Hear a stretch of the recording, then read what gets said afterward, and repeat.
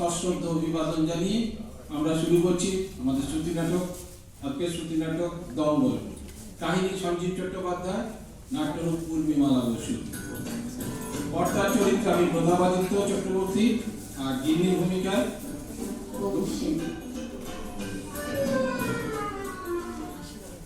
এই শোনো, এই শুনছো, এই চারানা দই নিয়ে এসো না গো।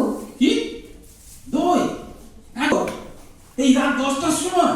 হ্যাঁ, কি হবে কি দই দিয়ে? দম্বল। দম্বল? হ্যাঁ, হুকুম করলেই হলো না? সময় নেই, অসময় নেই।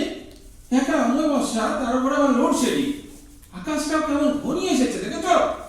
আগে বলতে পারোনি? আগে বলতে পারিনি, আগে আবার বলবো কখন শুনি? বাড়ি ছিলে? রাত হয়ে বাড়ি ফেরার সময় লোডশেডিং, অমাবস্যা, দুর্যোগ, এসব কথা মনে থাকে না তোমার? কোনো কাজ বললে খালি বাহানা। না, কাজ তো আমি করি না, তোমার বাবা এসে করে। তাছাড়া এখন দোকান খোলা পাবো? ছোট দোকান। তার দোকান কি একটাই আছে পাড়ায়? দোকান থাকলেই দই থাকবে এমন কোনো গ্যারেন্টি আছে কি? লবণ ছাড় বাজার, জানো না 7টার মধ্যেই সব হাড়ি একেবারে চাটপট হয়ে যায়। ও বাবা, কবে থেকে তুমি এত গণনা করতে শিখেছো গো? গণনা মানে কি গো? আমি কি দুধের বাচ্চা নাকি? হ্যাঁ, একটা এক্সপেরিয়েন্স বলে আর কোনো কথা নেই। আচ্ছা লোক যাও। আরে বাবা, একবার গিয়েই দেখো না, দম্বলটা এলে, দই পাতা হলে গরমের দিনে কি একলা আমার শরীর জুড়বে? শুরু হয়ে গেল টোপ দেওয়া, নাচানো। আরে আমি তো কোন ছাড়। কি? আমি তোমাকে নাচাচ্ছি? হ্যাঁ হ্যাঁ, তুমি নাচাচ্ছ।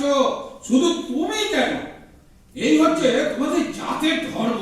জাতের ধর্ম? হ্যাঁ, স্বয়ং রামচন্দ্র পর্যন্ত এই ছোট করে লঙ্কা কাণ্ড বানালেন। জানতেন, ভালো করে জানতেন যে সোনার হরিণ হয় না, তবু বউ বলেছে। বউয়ের মুখে বাকি ছড়াচ্ছে। আর জান কোথায় নাচতে না বেরোলে? একা নয়, সাধের ভাই লক্ষণটাকে পর্যন্ত নাচিয়ে ছাড়লেন। যাই একটু আমিও নেচে আসি, হুকুম যখন হয়েছে। হুকুম? একে তুমি হুকুম করে বলছো? আমি কোনটা কথা বলেছি যে? না না না, একে কি আর হুকুম করা বলে? একে বলে রিকোয়েস্ট। রিকোয়েস্ট। যাই এখন 3-4টে দোকান ঘুরে, বৃষ্টিতে হাত ভেজা হয়ে, ফেল করা ছাত্রের মতো সুর করে তোমার শিমুকের ঝাঁটা খাবার জন্য একটু ঘুরে আসে। কি গো, পেলে? আগে না পেলুক নি না দিদিমণি। কত অসভ্যের মতো কথা। পেলুমনি গো দিদিমণি? ছি ছি ছি ছি ছি ছি। তুমি কি এ বাড়িতে কাজ করো? তাছাড়া কি? হ্যাঁ, বাড়ির কর্তা ভাবলে কি আর আমাকে মাঝরাতে দোকানে পাঠাতে পারতে? তার উপর তোমার হুকুম তামিল করাও যায়নি। উঁচু গলায় কথা বলার মতো জোর আছে আমার? বলে বাবার নাম পর্যন্ত ভুলে গেছি। আর বাস তা পেলে না কেন শুনি? নেই তাই। নেই যে? নেই তাই। হ্যাঁ, কোথায় কোথায় গিয়েছিলে? আরে এই ঘোষমশাই, ঘোষমশাই, দত্তমশাই, নাগমশাই, কেবল বেআই মশাইটাই বাকি নেই। বাজে কথা রাখো। এখন কি হবে? কি আর হবে? 12টা বাজলো, আলো নিভিয়ে দুগ্গা বলে শুয়ে পড়া হবে। আরে দুধ, এই এই এতটা দুধ, এখন এগুলো নিয়ে কি হবে? ফোটাও মানে ফুটিয়ে রেখে দাও, থাকবে। তারপর কাল যখন ঘুম থেকে ওঠার আগে জানালা গলিয়ে দুধের প্যাকেট ফেলে দিয়ে যাবে, তখন সেই দুধ সাগরে কি আমি ডুবে মরবো? আচ্ছা, দম্বল না পাওয়া গেলে? চেষ্টা করবে, বুঝেছো? এই পাড়ায় না পাও তো অন্য পাড়ায় যাবে। আমি কি দম্পক্ত রাখবো বলে এই রাতে দইয়ের পরামর্শ করেছি? এই শোনো, এই এদিকে এসে খেয়ে নাও। খেয়ে নাও মানে কি? কি খাবো? খেয়ে নাও মানে খাবে, মানে এই দুধ। দুধ? হ্যাঁ হ্যাঁ, দুধ খেয়ে নাও। হ্যাঁ, খেয়ে নাও। দুধ খাবে? দুধ খাবে? আমার বাড়ির আবদার না? 10 কমান্ডেন্টসের মতো 10+1 কমান্ড। খেয়ে নাও। হ্যাঁ হ্যাঁ, তাই খাবে। সারা রাত বসে বসে খাবে। পয়সার জিনিস নষ্ট হবে। দুধের কত টাকা কিলো জানো? সংসার তো আর করতে হয় না। হ্যাঁ, সে তো 100 বার। সংসার কি আর আমি করি? সংসার তো করছো কেবল তুমি। হ্যাঁ হ্যাঁ, আমি করি। ওই মাস গেলে কয়েকটা টাকা ঠেকিয়ে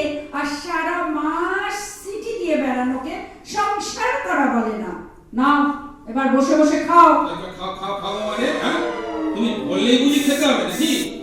দুধের কিলো তো শুনলো, আমার কিলো কত জানো? খেট এসে গেলে আর পাবে নাকি? দুধ পাবে প্যাকেট প্যাকেট, বোতল বোতল। আর আমি এক পিসি তৈরি হয়েছি, দ্য ওয়ান এন্ড অনলি। গেলে দ্বিতীয় জোড়া আর মিলবে না। সে তুমি ঘটা করে বললে তবে আমি বুঝবো নাকি? আমার বড়াতেই যে এই একমাত্র অভিনব পিস জুটেছে তা কি আর আমি জানি না? হ্যাঁ, আমার বয়ে গেল। আমার তো আর রোজগারের পয়সা নয়, নষ্ট হয় হবে। এই রইল দুধ টাকা, আমি শুতে গেল। যত দায় যেন আমার। এত সহজে নিস্তার পাবো ভাবিনি বাবা। বাঁচা গেল বাঁচা গেল। গণেশ গণেশ গণেশ গণেশ।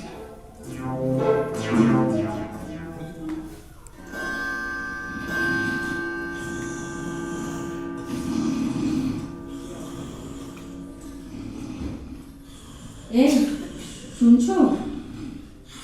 এই শোনো না। কি হলো আবার? এখন যাও তো ঘুমোতে যাও। ধ্যাৎ, পাশ ফিরে শুচ্ছ কেন? শোনো না। হ্যাঁ? কি হলো কি? কি বলার আছে? ভূত এসে বাইরে থেকে ইশারা করে ডাকছে নাকি তোমার? কি ওসব লোক বাবা! এই তোমার মতো ভূত থাকতে আবার ভূত আসবে কি? হ্যাঁ, তাহলে রাত দুপুর যখন ঘুমের 12টা বাজালে কেন? বলি চা এনেছো? চা? হায় ভগবান, রাত 2:30টার সময় চা? কি ডাকাছ কি মানে? ইয়ার কি তোমার সঙ্গে? কি আমার সৌভাগ্যের স্বামী রে, ওনার সঙ্গে ঠাট্টা ইয়ার কি করবো? জানি জানি, আমি কেন সোহাগের স্বামী হবো? আমি তো একটা মুক্তে পাওয়া কবজিতে 10 পয়সার লাল এককালি সুতোয় এক মুঠি বাঁধা দুটো বাঁধা বলো। হ্যাঁ, একাধারে বাজার সরকার, ঝাড়ুদার, ভিস্তিওয়ালা, চৌকিদার, তলকিদার, হোয়াট নট। 2-in-1, 3-in-1, কত কি বেরিয়েছে। এমন মেনি ইন ওয়ান মার্কা জিনিস জাপানও বের করতে পারবে না। পারবে নাই তো? এমন দায়িত্ব জ্ঞানহীন স্বামী কোনো ফ্যাক্টরিতে তৈরি হয় না, বড়াতে হয়, বুঝলে? বড়াতে হয়। তা চা এনেছো? না, ভুলে গিয়েছি। বেশ করেছো, উদ্ধার করেছো আমায়। কাল সকালে গরম জল খেও, গরম জল। আচ্ছা তাই খাবো তাই খাবো। সংসার করেছেন টাকার স্বামী আর কি। আর সব ভেবে ভেবে আমার হারবাস কালি হয়ে গেল না, শুধু কথার ছাল। কথার ছাড়। ভগবান, এই সুখের জন্য লোকে বিয়ে করে? ছো ছো ছো। এরকম গৃহিণী? শাস্ত্রে বলে গৃহিণী গৃহমুচ্যতে। হ্যাঁ, সারাদিন খেটে খুটে একটু ঘুমোবো, তা না ঘুম থেকে টেনে তুলে না 2:30টার সময় মধুর বচন। চাইলে চা। হ্যাঁ, এটা একটা সংসার। মধ্যরাতে মহাজগতে পৃথিবী কত কি ঘটে যাচ্ছে, আর আমি হতভাগা এই 12 ভাই 12 ঘরে না ইলেকশন মশারির মধ্যে রাত জাগা পেঁচার মতো। যা চা না হয়নি বলে সব বোনাস হয়ে গেছে বলে আপনি শেষ করে মরছে। ছ্যা ছ্যা ছ্যা। ছ্যা